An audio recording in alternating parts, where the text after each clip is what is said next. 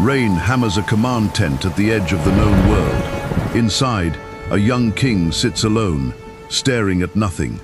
A general reports. My king, the men are refusing the order. All of them? Every unit.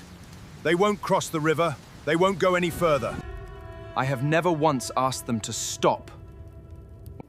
This time it isn't your decision to make, my king. 326 BC, the Hyphasis River, in what is now Pakistan. Alexander the Great has never lost a battle in his life. Retreat! And tonight, for the first time, he is about to lose something else entirely. His own army's willingness to follow him. To understand what happened at that river, you first have to understand how far Alexander had already come. By age 25, he had conquered the Persian Empire, the largest empire the world had ever known. He had marched through Egypt, Mesopotamia, and Persia itself, defeating every army that stood against him. Alexander Darius says, ruled from Greece to India. Now I do. an officer My reports, king, the men expected the campaign to end there. Alexander says, Campaign ends when I say it ends. he kept marching east, through mountains, through deserts, into lands no Greek army had ever seen.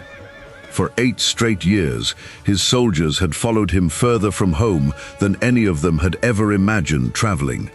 By 326 BC, that army stood at the Hyphasis River, deep in modern-day Punjab, and Alexander wanted to keep going. Alexander this river lies says, the Ganges. beyond this river Beyond lies that. the Ganges. Beyond that, the edge of the world itself. I intend to see it. A general reports, Sire, my king, the enemy scouts awaits report the us on the kingdoms far beyond the bank. Ganges field armies of 200,000 men, war elephants beyond count. Alexander says, then it will be a the battle odds worthy are of everything finally we've already fair. done. His soldiers, veterans who had fought at Gaugamela, crossed deserts, and buried friends in foreign soil for the better part of a decade, heard something different. They heard a king who would never stop. Was it worth it? This endless rain will soak us to the bone. A soldier says, my sandals rotted off my feet 3 weeks ago. Another soldier says, my brother died of fever in the Punjab mud. And for what? Another river?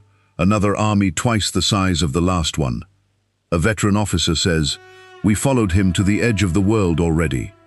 How much further does the edge actually go? Word spread through the camp that night, not orders, not commands, but something Alexander had never faced from his own men before. Quiet, total refusal. The next morning, Alexander called his officers together, expecting the usual response to his ambition. Alexander says, we march at dawn, prepare the men. Coenus, one of his most senior and most trusted generals, stepped forward. Coenus says, my king, may I speak plainly, as I have always been permitted to do. Alexander says, you may. Coenus says, the men who are still alive want to see their homes again, not India, not the Ganges, their homes and their children, before they are too old to remember their fathers' faces. Alexander says, I have made every one of you wealthy beyond imagination. I have made you conquerors of the known world. Every one of us would follow you. But my king, look at their faces. For 3 days, Alexander tried everything a king of his stature had never needed to try before.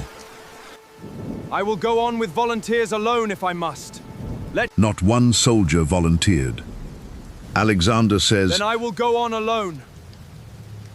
he retreated to his tent and refused to see anyone, not his generals, not his closest companions, for 3 full days, in what ancient sources describe as a mixture of fury, grief, and something close to disbelief.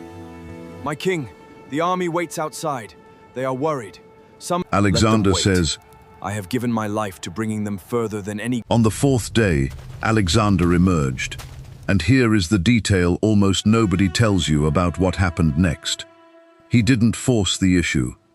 He didn't execute Coenus for insubordination, though he had done worse to men for far less throughout the campaign. He performed sacrifices to the gods, consulted the omens, and, according to Arrian, one of the most reliable ancient sources on Alexander's life, declared publicly that the signs were unfavorable for crossing the river. Alexander The gods says, themselves counsel against continuing further east. a general reports. Then we turn back, my king. Alexander says, We turn back. it was not framed as surrender, it was framed as divine will. But everyone in that camp, including Alexander himself, understood exactly what had actually happened. His army had said no, and for the first time in his life, Alexander had listened. The retreat that followed was not the triumphant march east had been. Alexander drove his army south along the Indus, fighting brutal campaigns against local kingdoms the entire way, then west through the Gedrosian desert, a crossing so catastrophic that historians estimate it killed more of his soldiers than any battle in his entire campaign. We lost more men to that desert than we lost to Darius's. Alexander himself, according to several ancient sources, walked on foot through parts of the desert rather than ride, sharing the suffering of his men in a gesture historians still debate the true meaning of. Alexander never stopped believing he could have gone further. Alexander says, I could have reached the ocean at the edge of the world. I could have seen everything.